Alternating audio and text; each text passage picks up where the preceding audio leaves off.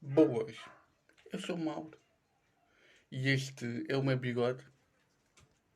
E bem-vindos ao canal Bigode do Mauro, um canal de literatura onde eu vou ler livros que estão aqui pela minha caixa e livros que eu compro. Ahm, e hoje vai ser um compilado. Eu vou ler um dos contos de comédia, de comédia social. Veio, penso eu, do Diário de Notícias e do Jornal de Notícias. O conto é Na Moto de Cima, de James Thurber. Um, eu tive. Eu, eu tive. Eu tive a pesquisar um pouco sobre o James Thurber e, e pelo que eu vi ele faz contos de comédia. Embora o título aqui original é A Catbird, Catbird in the Heat, aqui está Na Moto de Cima. E eu irei-vos ler. Não se esqueçam de deixar like, comentar, darem sugestões de leituras futuras para eu uh, trazer aqui no canal, no Bigode do Mauro, um, e, e tocarem e tocar no sininho para não perderem nenhuma novidade. Um, eu irei fazer o vídeo de apresentação, que é este aqui, e depois irei para o formato podcast no mesmo vídeo. Vocês depois irão ouvir a minha voz como imagem e, e é isso. Desfrutem, sentem-se e bora ouvir o conto Na Moto de Cima de James Thurber. Bora! E bem-vindos, agora vamos começar a leitura Na Moto de Cima de James Thurber. Mr. Martin começou o Macho de Camels na segunda-feira à noite na tabacaria mais concorrida de Broadway. Estava na hora de começar o teatro e vi 7 ou 8 homens a comprar o tabaco. O caixeiro nem se dignou a olhar para Mr. Martin, que guardou o maço no bolso do sobretudo e saiu. Se alguém da empresa FS o tivesse visto a comprar cigarros, teria ficado espantado, pois toda a gente sabia que Mr. Martin não fumava, nem nunca tinha fumado, mas ninguém o viu. Isto passou-se uma semana antes do dia em que Mr. Martin tinha decidido apagar Miss Usian Barrows. Agradava-lhe a palavra apagar, porque sugeria nada mais do que a correção de um erro, neste caso, um erro cometido por Mr. Fitfather. Mr. Martin tinha passado cada uma das noites da semana anterior a preparar e a estudar o seu plano, e reviu-o agora de novo enquanto voltava para casa. Amaldiçoou pela centésima vez o grau da imprevisibilidade e a margem de erro que o assunto implicava. O plano que tinha delineado era simples e arrojado, e os riscos eram consideráveis. Alguma coisa poderia correr mal, e nisso residia a astúcia do esquema. Jamais alguém detectaria nele a mão prudente e meticulosa de Irving Martin, chefe da secção do arquivo da FS, de quem Mr. Fitfather dissera uma vez: "O homem é infalível, mas o Martin não." Ninguém suspeitaria de haver nisto a sua mão, a menos, é claro, que fosse apanhado em flagrante.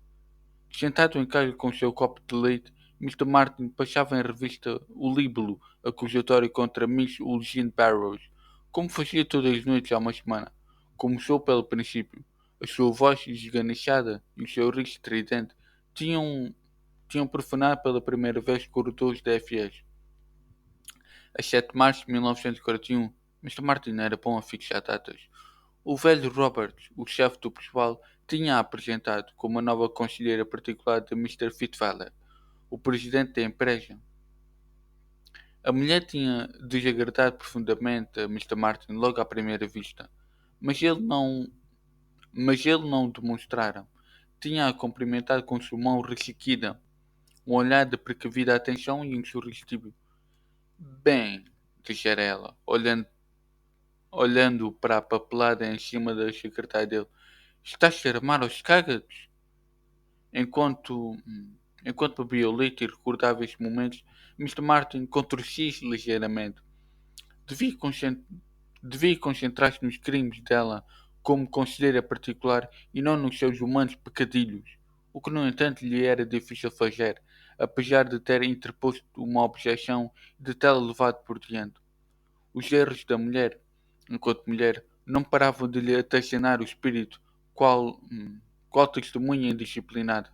Havia quase 2 anos que ela o atormentava, nos corredores, no elevador, até no seu próprio gabinete, por onde ela irrompia de vez em quando, qual cavalo de circo, atirando-lhe constantemente estas perguntas idiotas. Estás a armar os cágados? Está a esperar canivês? Está a preparar... ah, está... está a pregar no deserto? Está a jogar a pedra e a esconder a mão? Está na mão de cima? Fora Joy Art, um dos dois assistentes de Mr. Martin, quem lhe tinha explicado o significado de tal algarviada. Ela deve gostar de beisebol, ser adepta dos Dodgers, dissera ele. Red Barber é que usa as expressões enquanto relata os jogos dos Dodgers na rádio. Trouxe-as do sul. E Zoe até tinha explicado uma ou duas. Esperar canivete significa irritar-se por tudo e por nada. Estar na moto de cima é estar numa situação privilegiada. Como um batedor no beisebol, com 3 bolas lançadas e sem falhar uma. Mr. Martin fez um esforço para arredar do espírito estes pensamentos. Tinha sido irritante, quase o tinha distraído do essencial. Mas ele era um homem demasiado forte para se tornar um assassino por uma coisa tão infantil.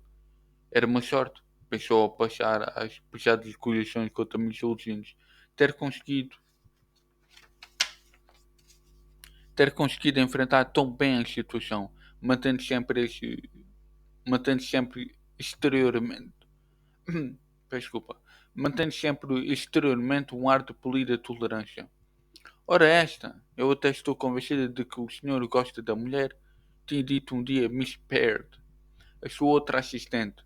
Ele tinha-se limitado a sorrir. O martelinho começou a bater na cabeça de Miss Martin, e o caso propriamente dito foi retomado. Miss Susan Barris era acusada de obstinadas, ostensivas e persistentes tentativas de destruir a eficiência e a organização da FS. Era necessário, imperioso e relevante analisar a sua chegada à empresa e a sua ascensão ao poder. Mr. Martin tinha sabido da história por Miss Baird, que arranjava sempre maneira de descobrir as coisas. Segundo ela, Miss Barris tinha encontrado Mr. Fitfather numa festa, onde ela o tinha salvado dos braços de um bêbado corpulento que tinha confundido o presidente da FS com o famoso ex-treinador de futebol americano.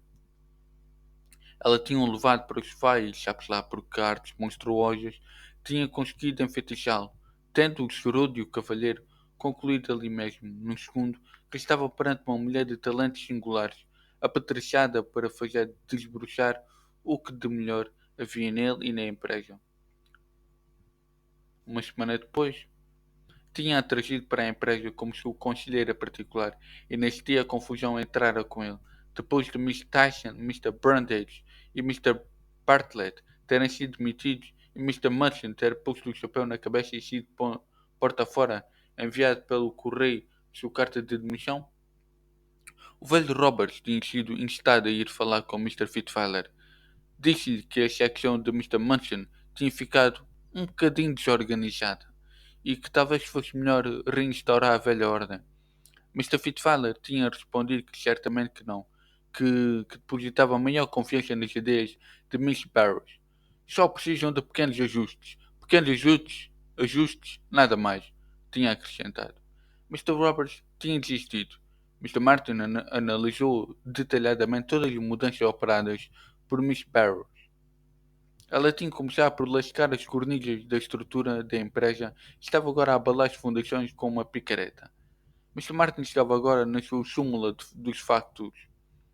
À tarde de segunda-feira, 2 de novembro de 1942, apenas uma semana atrás, neste dia, às 15 horas, Miss Barrows tinha entrado derrompante no seu gabinete.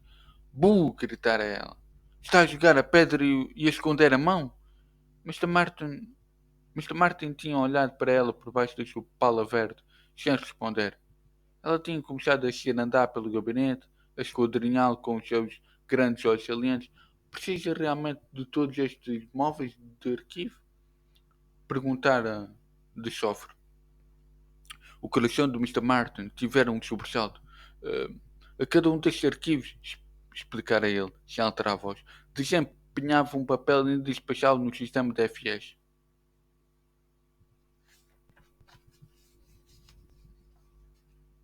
Ao que ela tinha bramado. Bem, nada de esperar canivetes. E desandado para a porta, de onde berrar ainda. Já vi que tem aqui um monte de papeluchos importantes. Mr. Martin já não duvidava de que ela tinha o dedo apontado à sua querida secção. A picareta estava a tomar balanço, suspensa, preparada para o primeiro golpe, que ainda não tinha chegado, pois não tinha recebido nenhum memorando desculpa, nenhum memorando do enfeitiçado Mr. Fitzfather, com instruções sem sentido, alvitradas pela obscena mulher. Mas não, mas não restava qualquer dúvida no espírito de Mr. Martin de que estaria para breve. Tinha que agir sem demora, e já tinha perdido uma semana preciosa. Mr. Martin estava parado no meio da sala, ainda com o copo de leite na mão. Excelentíssimos jurados, disse para si mesmo. Peço a pena de morte para esta mulher hedionda. No dia seguinte, Mr. Martin prosseguiu a sua rotina como de costume. Limpou os óculos com mais frequência e uma vez mais afiou um lápis já afiado. Mas nem esperto reparou. Só uma vez avistou sua vítima, quando ela passou por ele de raspão no corredor, lançando-lhe um olá, cheio de superioridade. Às 5h30, ele regressou a casa a pé, como de costume, e bebeu um copo de leite, como de costume. Nunca tinha bebido nada mais forte em toda a sua vida, a não ser ginger ale. O defunto Sam Slosher West, de FS, tinha até elogiado Mr. Martin anos atrás numa reunião do pessoal pelos seus hábitos sobrios. O nosso colaborador mais eficiente não bebe nem fuma, dissera ele. Os resultados falam por si. Enquanto Mr.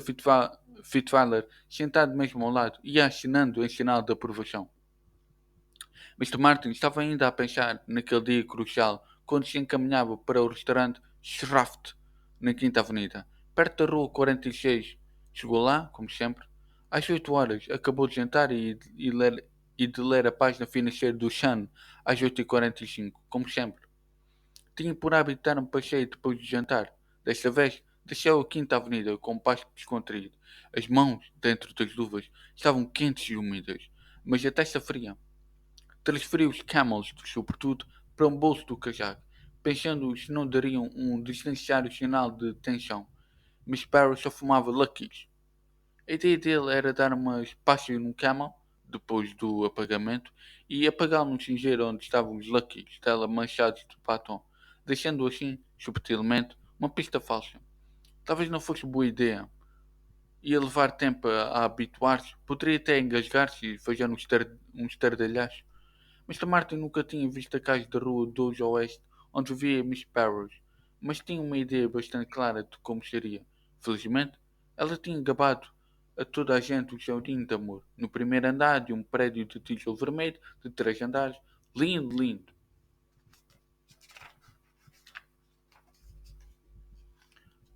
Não devia haver porteiros nem outros vigilantes, só os inquilinos do terceiro e segundo andares. Enquanto ia andando, Mr. Martin percebeu que chegaria lá antes das 9h30. Tinha pensado dirigir-se para a norte da Quinta Avenida depois de sair do restaurante, até um ponto onde lhe levasse até às 10 horas para chegar à casa dela. A essa hora era menos provável haver gente a entrar ou a sair. Mas este procedimento iria ser um nó no fio correto da simplicidade do seu plano. Eu tinha abandonado a ideia. Além disso, era impossível calcular quando haveria pessoas a entrar ou a sair da casa. O risco era elevado a qualquer hora. Se por acaso encontrasse alguém, teria simplesmente de arrumar o pagamento de Miss Susan Barrows num arquivo morto para sempre. E teria de fazer o mesmo se estivesse alguém em casa dela. Nesse caso, diria apenas que ia passar. Tinha reconhecido a casa, tão encantadora, e resolvi de fazer-lhe uma visita. Passavam 18 minutos das 9, quando Mr. Martin virou a esquina para a rua 2. Um homem passou por ele e depois um homem e uma mulher a conversar. Quando ele chegou ao prédio, que ficava a meio do quarteirão, não vi ninguém a menos de 50 passos. No instante subiu os degraus e estava no pequeno pórtico, a tocar a campainha por baixo do cartão que dizia Mix Using Powers. Mal ouviu o clique na fechadura, colocou-se junto à porta. Entrando rapidamente e fechando atrás de si, a lâmpada de um candeeiro suspenso do teto da entrada por uma corrente parecia emitir uma luz excessivamente brilhante. Não vi ninguém nas escadas, que subiam à sua frente do lado esquerdo. Uma porta abriu-se ao fundo do patamar, do lado direito, e ele dirigiu-se para ela veloz, em bicos-pés. Bem, bem, por amor de Deus, olha quem está aqui, gritou Miss Barrows, com uma casquinada que parecia o eco de um tiro de espingarda. Ele passou por ela de raspão, empurrando-a como numa cara de futebol. Ouça, não é preciso empurrar, disse ela, fechando a porta. Encontrava-se na sala dela, que dava a Mr. Martin a sensação de estar iluminada por uma centena de luzes. O que é que lhe deu? Disse ela. Está nervoso, que não um cabrito montés? Ele descobriu que não era capaz de falar. O coração palpitava-lhe na garganta. Eu. Sim, consegui dizer finalmente. Ela não parava de rir e de palrar enquanto o ajudava a tirar o sobretudo. Não, não, disse ele. Eu ponho-o aqui. E tirando, colocou-o numa cadeira junto à porta. O chapéu e as luvas também, disse ela. Está na casa de uma senhora. Ele pôs o chapéu em cima do casaco.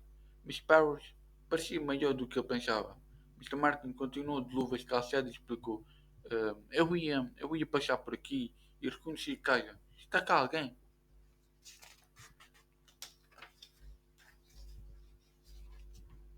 Ela riu-se mais alto. Ela riu-se mais alto que nunca. Não, respondeu. Estamos sozinhos. Está branco como a cal, disse o homenzinho ridículo. Mas afinal, o que é que lhe deu? Vou, vou, vou preparar-lhe uma bebida. Dirigiu-se para a porta do outro lado da sala. Um whisky com soda, está bem? Mas não bebe, pois não? Perguntou, virando-se para trás e lançando-lhe um olhar jocoso. Mr. Martin controlou-se. Whisky com soda, está bem? Ouvi-se ele a dizer, ao mesmo tempo que o ouvia rir na cozinha. Mr. Martin deu uma vista de olhos rápida à sala, à procura de uma arma. Estava a contar encontrar alguma coisa. Vi uma trempe e um atiçador, e uma coisa no canto que parecia uma daquelas massas de ginástica. Nada disso servia. Não podia ser dessa maneira. Começou a dar a volta à sala, chegou a uma escrivaninha e lá estava uma faca de metal para abrir cartas com cabo ornamentado. Estaria suficientemente afiada? Ao estender a mão para lhe pegar, deitou abaixo um pequeno pote de bronze. Selos espalharam-se por todo o lado e a faca caiu ao chão com um ruído estridente. Ei! Gritou Miss Parrish da cozinha. Já está a esperar canivetes? Mr. Martin deu uma. Mr. Martin deu uma gargalhada. Apanhou a faca e experimentou a ponta no pulso esquerdo. Estava rompa, não servia. Quando Miss Parrish apareceu de novo com os dois whiskies, Mr. Martin, parado no meio da sala e de luvas calçadas, tomou a verdadeira consciência da fantasia que tinha arquitetado. Os cigarros do bolso, uma bebida preparada para ele. Era tudo demasiado improvável. Era mais do que isso. Era impossível. Alguns num escaninho da sua mente latejava uma ideia vaga, que começava a germinar. Por amor de Deus, tire essas luvas, disse Miss Parrish. Antes sempre com elas em casa, disse Mr. Martin. A ideia começava a desabrochar, estranha e maravilhosa. Ela pôs os copos em cima da mesinha em frente dos sofás e sentou-se. Venha, venha para aqui, seu homem sem beijar, disse ela. Mr. Martin foi sentar-se ao lado dela. Foi-lhe difícil tirar um cigarro do baixo, mas lá conseguiu. Ela tinha um fósforo cheio na mão e estava a rir. Bem, disse ela, entregando-lhe entregando-lhe a bebida. Isto é perfeitamente assombroso. Um copo numa mão e um cigarro na outra. Mr. Martin expeliu fumo sem demasiada atrapalhação e bebeu um gole de whisky. Sempre bebi e fumei, disse ele, fazendo, fazendo tilintar o seu copo contra o dela. Achou do velho fala barato do Fitfather. disse ele e bebeu novo gol. Novo gol. A Mistela sabia mal que esfartava, mas não fez caretas. Francamente, Mr. Martin, disse ela mudando o tom de voz e de postura. Está a insultar nosso patrão? Miss Barrows era agora a conselheira particular do presidente. Estou a preparar uma bomba que vai tirar o velho traste para lá do inferno, disse Mr. Martin. Ele só tinha, ele só tinha bebido um bocadinho e a bebida nem estava forte. Não podia ser disso.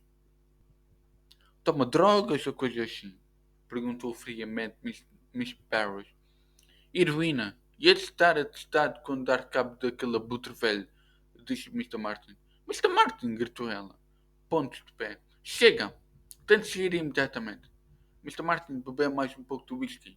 Apagou o cigarro no cinzeiro e pôs o maço de camelo em cima da mesinha. Depois levantou-se. Ela estava parada a olhar para ele, indignada.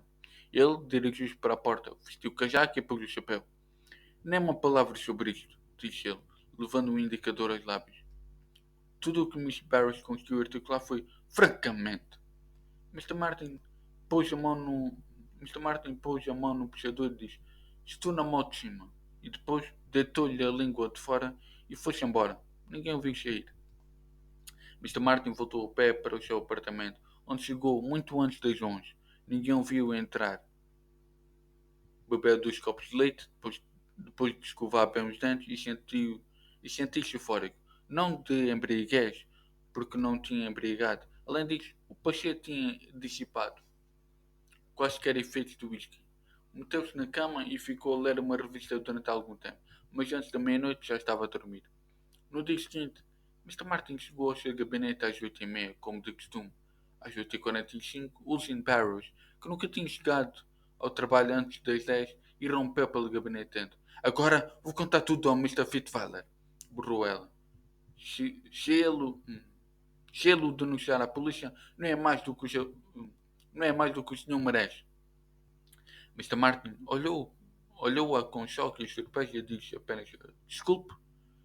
Miss Parrish bufou furiosa e saiu, derrompendo, sob os olhares perplexos de Mr. Perry e Joey Hart. Qual é o problema agora com o velho diabo? Perguntou Miss Perry. Não faço a mínima ideia, disse Mr. Martin, voltando ao trabalho. Os outros, os outros dois olharam para ele e depois um para o outro. Miss Perry levantou-se e saiu, passando muito devagarinho em frente à porta fechada do gabinete de Mr. Fitzweiler. Miss Perry estava a gritar lá dentro, mas não aos berros. Miss Perry, não conseguindo ouvir o que a mulher estava a dizer, voltou para a subsecretária. 45 minutos depois, Miss Barrows saiu do gabinete do presidente, entrou no seu próprio gabinete e fechou a porta.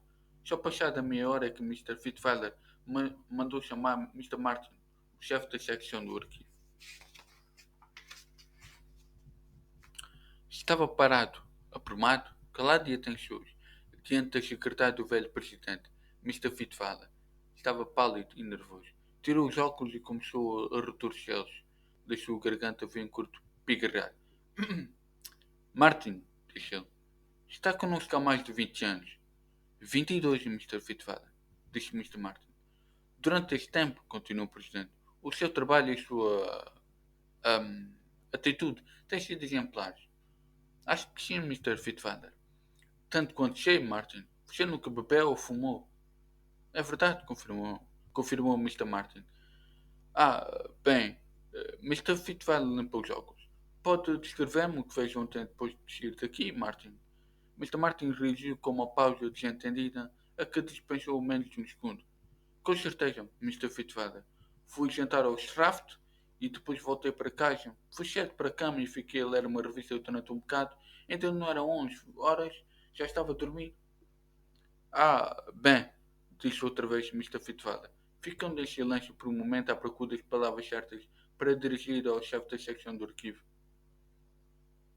A Miss Barrows, disse por fim. A Miss Barrows tem trabalhado muito, Martin, mesmo muito. E é com muita pena que lhe digo que ela está com um grave esgotamento mental. Manifesta-se através da mania de perseguição, acompanhada de preocupantes alucinações. Sinto muito, Mr. Fitzweiler, disse Mr. Martin. A Miss Barrows está Está na ilusão, continuou Mr. Fitzfather, do que o Martin a foi visitar ontem à noite, se comportou de uma maneira inconveniente. Levantou a mão para reduzir o silêncio, com um medida de protesto indignado de Mr. Martin, e continuou. É próprio desta doença psicótica escolher a pessoa mais improvável e inocente como agente da perseguição. Mas estes não são assuntos para a mente leiga a compreender. Martin, acabei de falar ao telefone com o meu psiquiatra, Dr. Fitch. Claro que ele não se quis comprometer, mas um pouco disso, ge- generalidades, foi suficiente para corroborar as minhas suspeitas. Sugeri a Miss Parrish, depois de ela ter acabado de me contar a sua história esta manhã, que fosse consultar o Dr. Fitch, pois desconfiou logo que ela estava doente. Ela, lamento dizer, ficou furiosa e exigiu, pediu-me que o chamasse à pedra. Talvez não saiba, Martin, mas a Miss Barris tem planeado a reorganização da sua secção, sujeita à minha aprovação. Claro, sujeita à minha aprovação. Isto deve tê-la feito a andar consigo no pensamento mais do que com qualquer outra pessoa. Mas, mais uma vez, é um fenómeno para o Dr. Fitch e não para nós. Por isso, Martin, percebe bem que a utilidade de Miss Parrish nesta empresa tem chegado ao fim. Lamento profundamente, Mr. Fitzfather, disse Mr. Martin.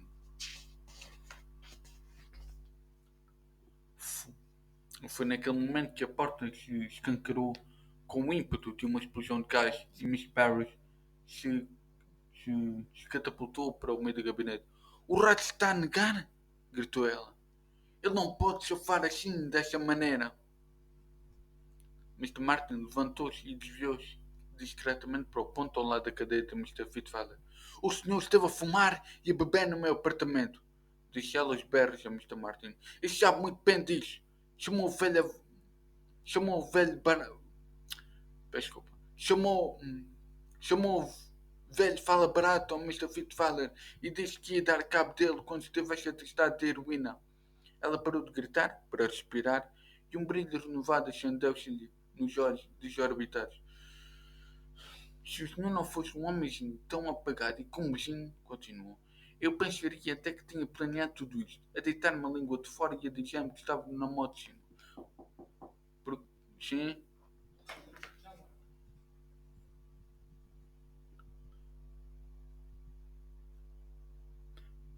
porque achava que ninguém ia acreditar em mim quando lhe contasse. Meu Deus, é realmente perfeito demais. Ela gritava, histérica e descontrolada, completamente por exceção. Lançou um olhar fulminante a Mr. Fitzfather. Não vê como ele nos enganou, seu velho tonto? Não está a ver o joguinho dele? Mas Mr. Fitzfather tinha carregado esforçadamente a todos os botões por baixo do tampo da secretária e os funcionários da FS começavam a ocorrer ao gabinete. Stockton, disse Mr. Fitzfather, você e Fishbean vão levar a Miss Barris para casa. Miss Powell, a senhora vai com eles. Stockton, que tinha jogado futebol no liceu, travou Miss Barris quando ela se ia atirar a Mr. Martin. Foram preciso duas pessoas, Stockton e Fishbean, juntos para a empurrarem porta fora para o corredor, apinhado de estenógrafos e contínuos. Ela continuava a gritar injúrias contra Mr. Martin, injúrias confusas e contraditórias. O burburinho extinguiu-se finalmente ao fundo do corredor. Lamento que isto tenha acontecido, disse Mr. Fitzfather. Vou, vou pedir que apague tudo isto da memória, Martin. Sim, senhor. Sim, senhor, disse Mr. Martin, dirigindo-se para a porta numa antecipação do fatal. É tudo, do seu chefe. Assim farei. Saiu do seu gabinete, fechou a porta e os seus passos eram rápidos e ligeiros pelo corredor fora. Quando entrou na sua secção, já tinha brandado para o seu passo habitual e atravessou a sala em silêncio até ao oferecer W20, com um ar de meticulosa concentração. E chegamos ao fim ao conto de James Thurber na moto de cima. Eu confesso que eu gostei e espero que vocês tenham gostado desta minha leitura. Caso vocês queiram fazer algumas sugestões de futuras leituras ou de futuros livros para comprar, para ler aqui no canal do Bigode do Mauro. Escrevam aí nos comentários, deixem like, partilhem para mais pessoas verem e já sabem, até uma próxima leitura aqui do canal Bigode do Mauro.